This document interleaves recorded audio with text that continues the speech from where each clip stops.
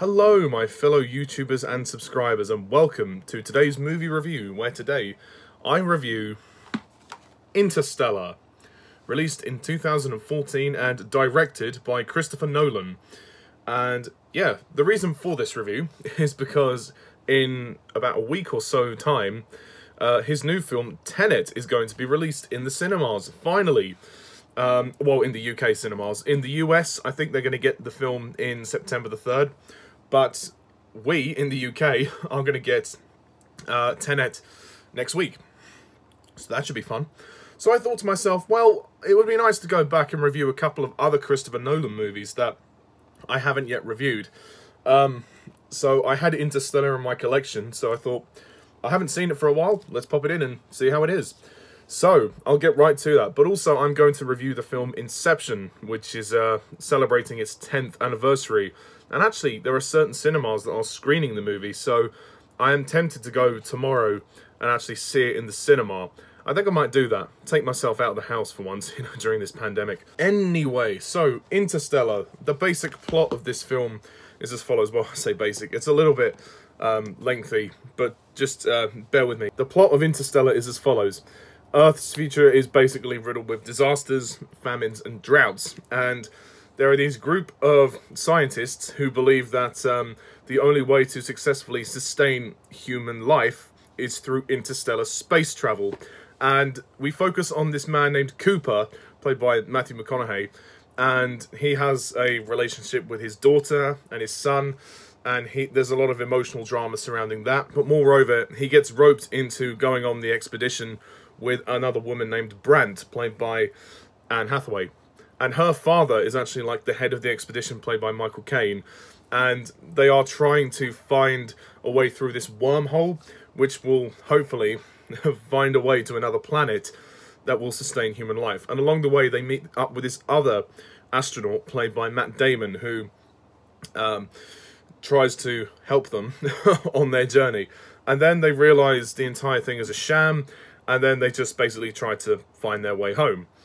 That's it. So, Interstellar, well, I gotta say, this is a really good film. I was amazed, actually.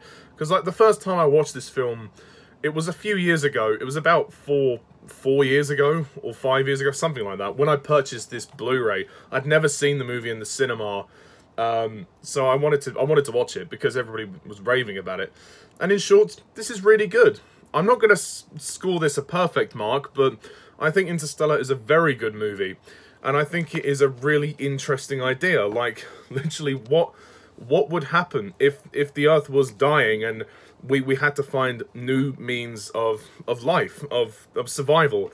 And I think it's a really interesting idea that, they're going out into another galaxy or universe or dimension or whatever to find a new planet. And I think that's a really interesting idea, and it's really well explored, and Christopher Nolan really has explored something intriguing here. But centrally, what I love about Interstellar is the emotional drama of this movie. This movie is a really emotional movie.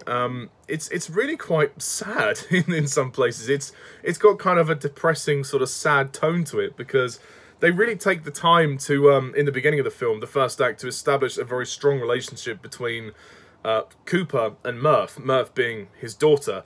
He is close to his son as well, Tom, who is his son, but essentially we focus on Murph, and when he has to leave to go on this expedition, she thinks that he is abandoning her, and that he's just leaving without a second thought.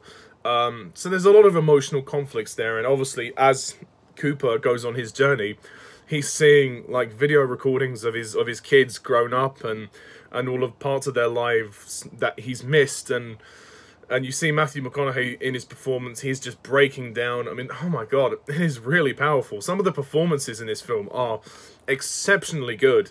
And I have to say, Christopher Nolan is very good with actors. I mean, he can get a great performance out of his actors, I'll give him that. Matthew McConaughey is fantastic in this film.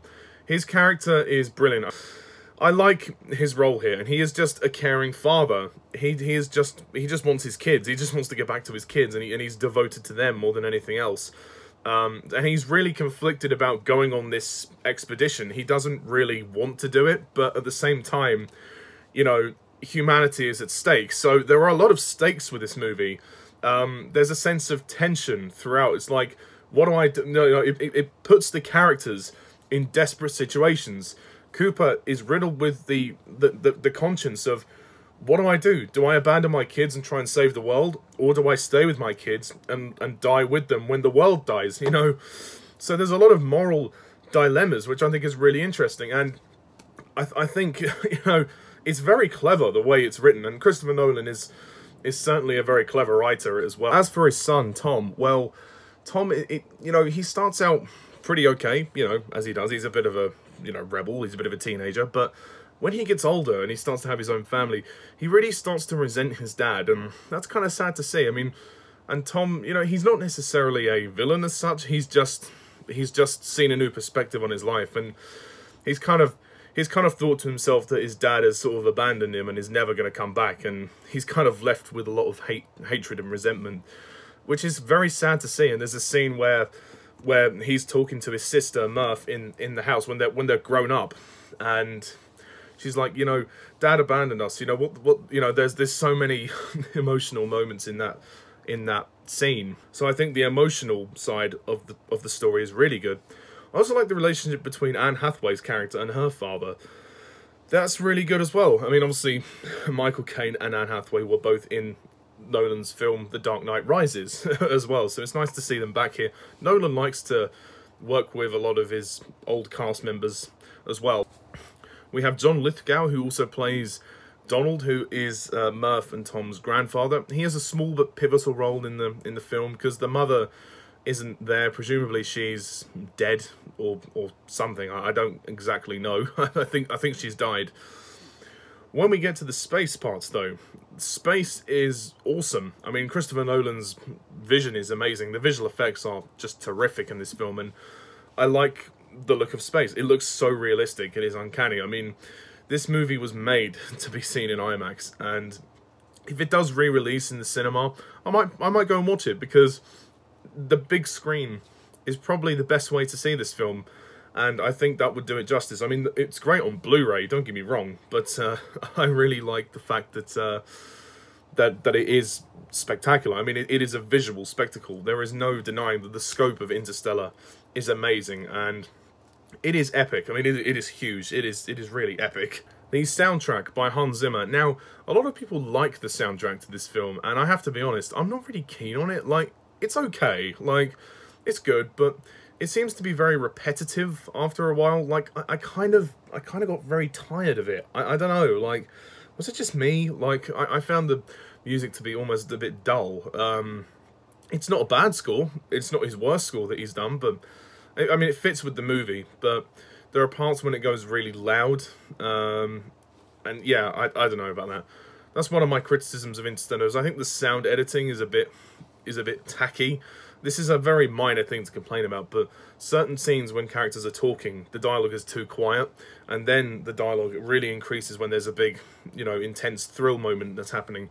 I had to adjust the volume on my television like 50 times or so, or at least something like that, when I was watching this film, and that's not a good. I was getting very annoyed having to keep changing the volume on my TV, and it was really distracting, because at points I couldn't hear what people were saying. I had to have my fans on because it was quite warm. So yeah, I would have said I definitely blame the film for that. I think the design of the film is fantastic. I mean, I like the little robot character, Tars. He's very good.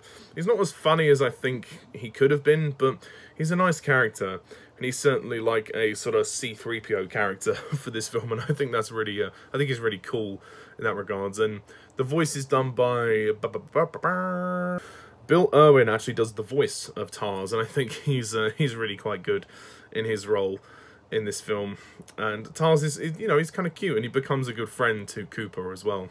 My other criticism of this film is that it's too long. I think Interstellar is probably a few minutes too long. It's 2 hours 49 minutes. It's a bit lengthy. I think the first act, while it's nice to see an establishment of the relationship with him and his daughter, it does take its time. And I think once we get into space, the movie sort of picks up and it goes on from there. But there are some moments in this film which are a little bit dull and a little bit slow. So I think the runtime could have been chopped a bit. I also like Matt Damon in the movie. Yeah, Matt Damon plays a guy called Dr. Mann, who kind of ends up betraying them. But again, it all harks back to this moral dilemma of, you know, it's either one person or humanity. So constantly the decisions that are being made don't paint anybody out as an antagonist or a protagonist. No one is greater than the other, if that makes sense. Everybody has the same level of moral high ground. There is no elevation or I'm not sure how to say it, desaturation. That might not be the right word to use, but you understand where I'm coming from. There's no sort of hierarchy in regards to the moral dilemmas and the moral high ground within this story, which is what makes it so complex and so intense and so interesting. I think the thrilling space moments are really good. If you want spectacle, you will get spectacle in Interstellar.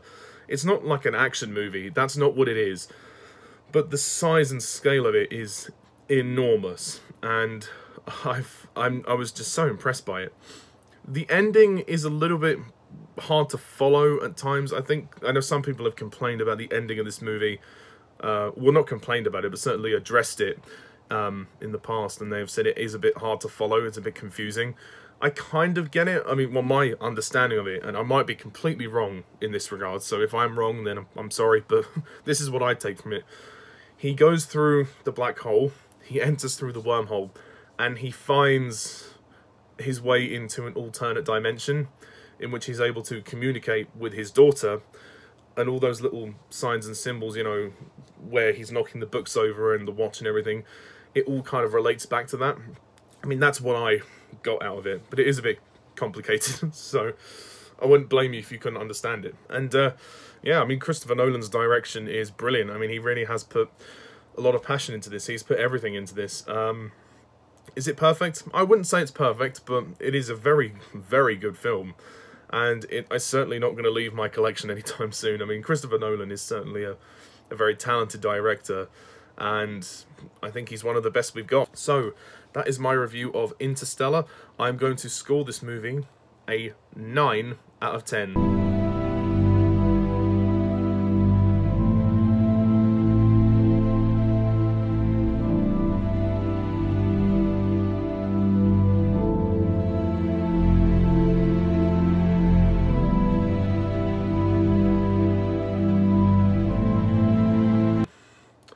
Yeah, a couple of minor niggles which stop it from being a 10, but I really like it. I think it's a great movie, and if you haven't seen it, I'd recommend it. It might even be showing on the big screen. So, anyway, stay tuned next time when I review Inception, and then I will also review Tenet when it comes out. I have reviewed a couple of Christopher Nolan movies. I've reviewed, actually more than a couple, I've reviewed the Dark Knight trilogy in separate videos, and I've also reviewed Dunkirk as well, if you want to hear my thoughts on that. And sorry to anyone who loves Dunkirk, but that review wasn't entirely positive. Sorry. Anyway, thank you very much all for watching, and as always, I'm Mr. Tarnus11. See you soon. Bye for now.